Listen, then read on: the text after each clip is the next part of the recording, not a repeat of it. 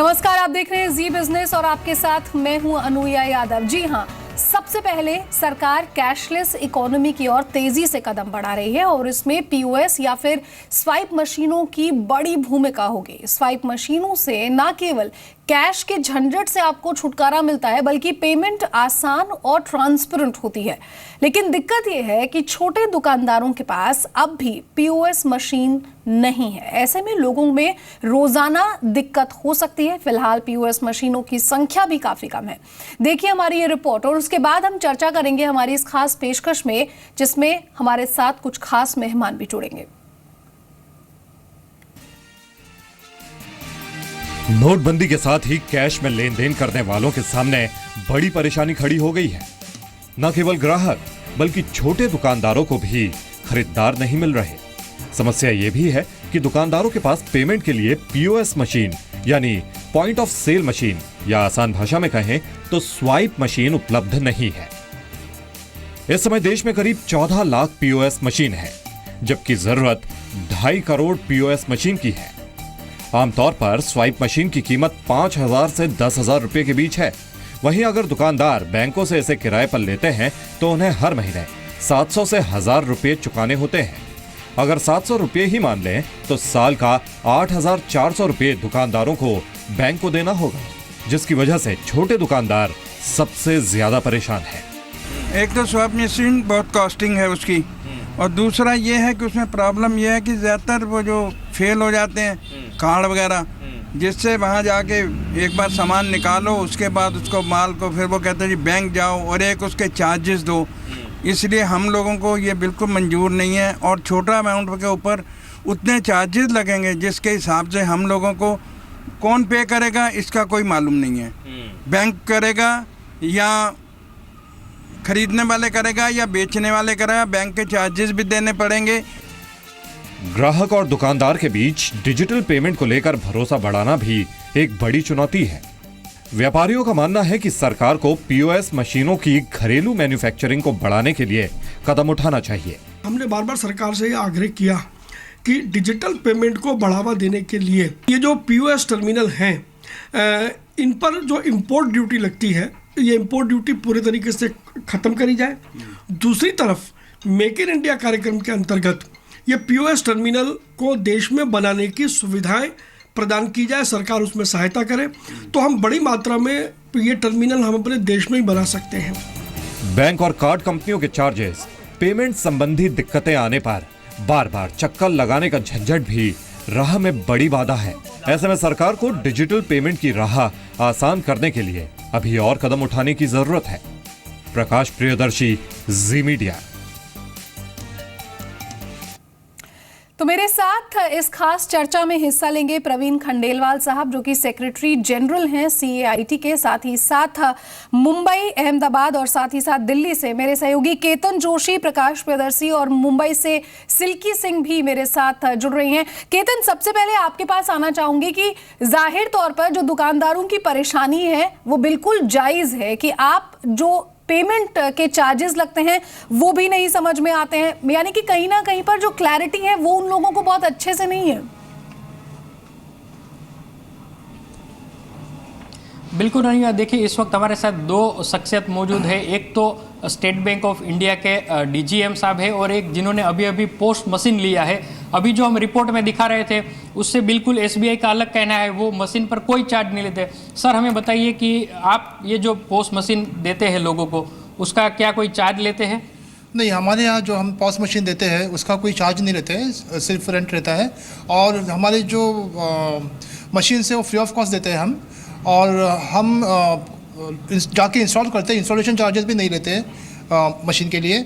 और हम लोगों को, मर्चेंट्स को ट्रेनिंग भी देते हैं और उसके साथ हमारी ये भी सुविधा है कि हम जो मर्चेंट पॉस मशीन देता है उसको हम ओवरड्राफ्ट भी देते हैं 25,000 का, ताकि उसको अपने दैनंदिन कामकाज में उस पैसे का उपयोग हो सके। तो ये भी हम स्टेट बैंक की तरफ से करते हैं। जल्दी से बताइए, गुजरात में 8 नवंबर के बाद आपने कितने पोस्ट मशीन दिए और क्या आगे रोड मैप है एसबीआई का?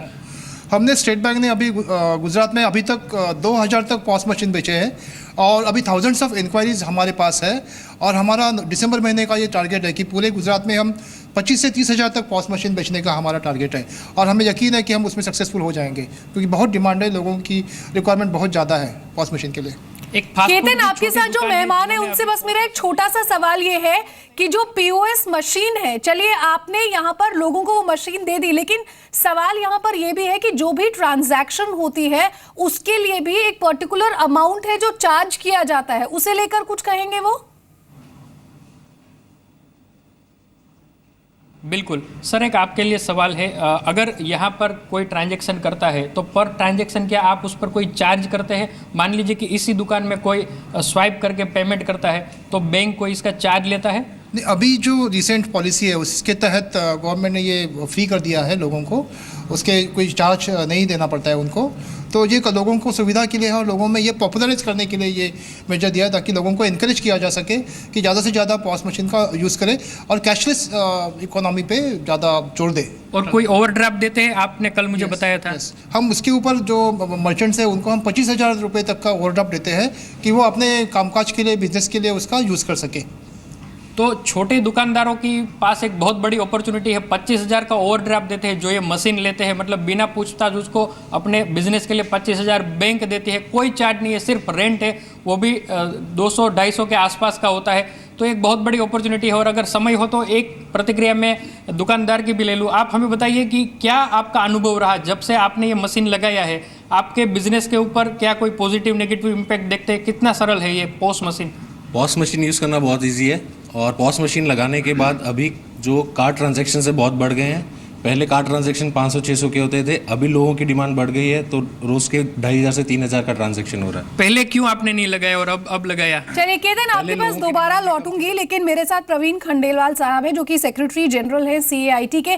सर, जो छोटे दुकानदार हैं यहाँ पर, उनका ये कहना है कि हमें समझ में नहीं आता है कि सही तरीके से उसका इस्तेमाल कैसे करना है। हम POS मशीन ले लेते हैं, लेकिन उसके बाद अगर डिक्लाइन हो जाती है कोई ट्रांजैक्शन या पैसा अकाउंट में नहीं आता है तो उसे लेकर कंफ्यूजन बना हुआ है। किस तरह की परेशानी आपको लगता है कि छोटे दुकानदारों को सबसे ज्यादा आ रही है इसके अलावा? देखिए, निश्चित रूप से क्योंकि अभी तक डिजिटल पेमेंट को कभी भी सरकार की प्राथमिकता पर रखा नहीं गया, इसलिए उसके विषय में बहुत ज़्यादा जानकारी व्यापारियों को नहीं है और छोटे व्यापारियों को तो खास तौर पर नहीं है।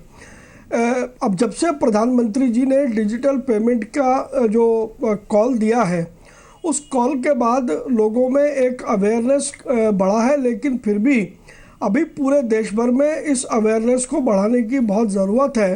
क्योंकि जैसा हमारे व्यापारी कह रहे हैं कि अगर जो डिक्लाइन हो जाए कार्ड जी, या किसी वजह से उनके अकाउंट में पैसे ना आए, तो ऐसे में वो व्यापारी अपने बैंक से बात कर सकता है। क्योंकि जब पॉस मशीन हम यूज़ करते हैं तो उसके बाद एक बटन होता है सेटलमेंट का जी। अगर हम सेटलमेंट का बटन नहीं दबाएंगे तो हमारे अकाउंट में पैसा नहीं आएगा। तो इसलिए हमें कार्ड स्वाइप करने के बाद सेटलमेंट का बटन दबाना होगा, तो ऑटोमेटिकली पैसा हमारे अकाउंट में ट्रांसफ़र हो जाएगा। जी जी, सीधा मुंबई लिए चलते हैं। सिल्की सिंह हमारे साथ है। मुंबई देश की आर्थिक राजधानी है सिल्की, और काफ़ी एडवांस लोग यहाँ पर है, और मैं ये भी समझ सकती हूँ कि जो छोटे व्यापारी हैं यहाँ पर वो भी देश के बाकी हिस्सों के मुकाबले काफ़ी स्मार्ट है, लेकिन इसके बावजूद उन्हें किस तरह की परेशानी आ रही है POS मशीन को लेकर? जी ज़रूर, पहले बात कर लेते हैं एक व्यापारी से, खुद ही इनका स्टेशनरी शॉप है। पटेल भाई, आपसे जानना चाहेंगे कि ये जो मशीन है POS मशीन, ये आप कितने दिन से यूज कर रहे हैं? ये करीब 3 साल से। ओके। और अभी जिस तरह से डिमोनेटाइजेशन का अनाउंसमेंट हुआ उसके बाद से कितना परसेंटेज लोग इस पे स्विच कर रहे हैं ट्रांजैक्शन के लिए? डबल से ज्यादा। तो मतलब आप पिछले दिनों में 15 दिन में ज्यादा लोग आप कार्ड से पेमेंट कर रहे हैं? जी जी जी। उससे पहले कार्ड से लोग कितना करते थे? पहले कुछ 10% 15% लोग करते थे, अभी 75% लोग करते हैं। क्यों हिचकिचाते थे वो कार्ड से पेमेंट करने के बजाय कैश में क्यों देते थे आप? अभी उन लोगों के पास कैश नहीं है इसके लिए। नहीं, तो पहले कुछ ट्रांजैक्शन आपका कॉस्ट लगता था इसमें जिससे वो बचना चाहते थे। अभी कुछ बैंकों ने ट्रांजैक्शन चार्ज निकाल दिया है, उसके लिए भी कुछ ज्यादा हो रहा है। तो दोनों वजह है, डिमोनेटाइजेशन की वजह से कैश की कमी है और उसके बाद ये जो ट्रांजैक्शन कॉस्ट है उसको हटा दिया गया है। बिल्कुल, ट्रांजैक्शन कॉस्ट से बचने के लिए ही बहुत सारे लोग कैश में यहाँ पर ट्रांजैक्शंस करते थे। प्रकाश प्रियदर्शी, आपके पास अगर कोई मेहमान है मौजूद यहाँ पर या आप कुछ लोगों से बात कर पाए तो क्या सच में बहुत मेजर कंफ्यूजन है उनके लिए, या ये समझ पाना कि अगर कैशलेस इकोनॉमी की तरफ देश बढ़ रहा है तो उनके लिए बेहतर है? कोई कंफ्यूजन है इसमें? देखिए, मैं एक छोटे से रिटेल स्टोर पे हूँ, आप मेरे पीछे देख सकती हैं कस्टमर्स हैं और मेरे साथ इस स्टोर को चलाने वाले हैं ये दुकान के मालिक हैं। जब से सरकार ने डिमोनेटाइजेशन शुरू किया है इनके पास कार्ड स्वैपिंग मशीन की डिमांड भी बढ़ी है, लोग कार्ड से पेमेंट करना चाहते हैं। उसके बाद उन्होंने एक कार्ड स्वैपिंग स्मॉल मशीन ली, थर्ड पार्टी से ली। ये इनसे मैं जानने की कोशिश करूंगा कि इसके चार्जेस कितने देने पड़ रहे हैं, मंथली चार्जेस कितने हैं और इस पे कार्ड के चार्जेस कितने लग रहे हैं। आपको जब से सरकार ने नोटबंदी शुरू की है उसके बाद कार्ड से पेमेंट करने वाले लोगों की संख्या बढ़ी है? हाँ, बढ़ी है। ज़्यादा से ज़्यादा संख्या कार्ड से होती है ट्रांजेक्शन से, और उसके चार्जेस उसके कंफर्म चार्जेस रेंटल। आपने जो ये मशीन ली है कैसे यूज करते हैं और इसके कितने चार्जेस लगते हैं, इसका रेंटल क्या है और आपको कितने चार्ज इसमें देने पड़ते हैं पर ट्रांजेक्शन के हिसाब से? ट्रांजेक्शन के हिसाब से कंज्यूमर के 2% कंफर्म टैक्स है, 2% जो सामान लेते हैं और साथ में रेंटल चार्जेस है 500 चार्जेस रेंटल है पर मंथ। ओके, सो 500 रुपये हर महीने आप इस कार्ड के लिए देते हैं और इसके अलावा आपको जो ट्रांजेक्शन्स होते हैं तो आपको जो पार्टी है जिसको आपको पेमेंट करना पड़ता है वो 2% के आसपास आपको लगता है। तो आपको लग रहा है कि इससे आपको लॉस होता है और इस चार्जेस को हटाना चाहिए? इस चार्जेस को हटाना चाहिए, इससे हमारा लॉस होता है, इसमें हमारा कुछ नहीं मिलता। सबसे इम्पोर्टेंट चीज़ ये है अनुया कि इस मशीन को आप देखिए, इसके लिए अभी हमारे सहयोगी केतन दिखा रहे थे जहाँ पे ये बताया गया कि इसके चार्जेस नहीं लगते, इसके मंथली चार्जेस भी लगते हैं 500 रुपये आपने सुना, और इसके अलावा जो ट्रांजेक्शन्स के हिसाब से जो टैक्स करते हैं वो भी इनको अपने पेमेंट से देना पड़ता है। तो कहीं ना कहीं दुकानदारों को इसको लेकर दिक्कत है।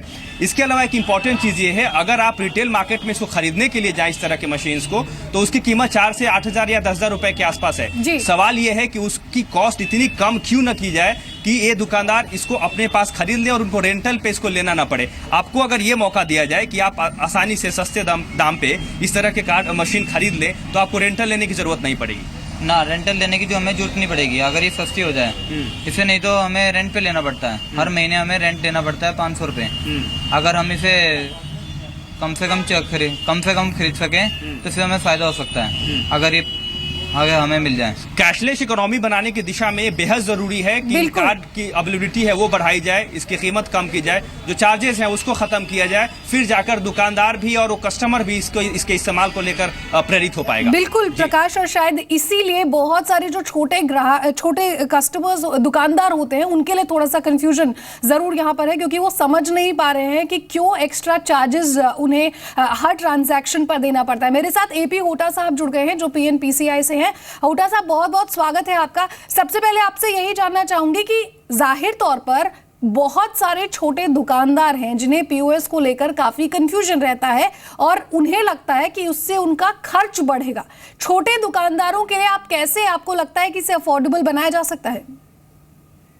आप तो देखे होंगे कोई बड़े बड़े शॉप में तो पॉइंट ऑफ सेल टर्मिनल जिसको पॉस बोलते हैं वो अभी है।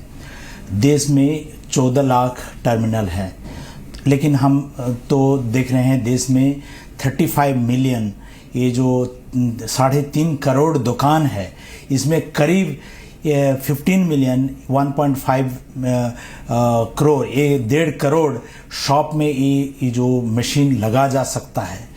तो एक तो सब उन लोगों को पता नहीं कि ये पॉस मशीन से फ़ायदा क्या है। पॉस मशीन में यूज़ करने के लिए पहले लोगों के पास कार्ड होना चाहिए, अभी सभी लोगों के पास कार्ड हो गया, वो कार्ड में वो पेमेंट कर सकते हैं। तो अभी दुकान में पेमेंट लेने के लिए, क्योंकि ये जो नॉन कैश पेमेंट होगा तो आसानी से वो पेमेंट हो सकता है। इसके लिए चाहिए एक पॉस मशीन जिसके लिए ये जो पावर कॉर्ड का ज़रूरत होगा।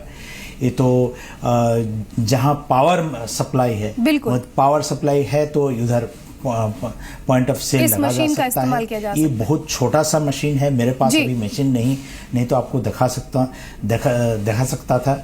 ये जो पॉइंट ऑफ सेल में कार्ड को स्वाइप करना है और जो कस्टमर सिर्फ 4 डिजिट का पिन दबाएंगे। कितना आसानी से आप सेल कर सकते हैं कि पैसा को हैंडल कर सकते हैं। कोई कैश को हैंडल करना नहीं पड़ेगा। आप कैश लेंगे तो कैश को लेके वो बैंक को जमा करना पड़ता है, इसमें भी कोई करना नहीं है। बिल्कुल, कैश को हैंडल करना आपके लिए बेहद आसान हो जाएगा क्योंकि सीधा अकाउंट में आपके यहाँ पर पैसा जाएगा।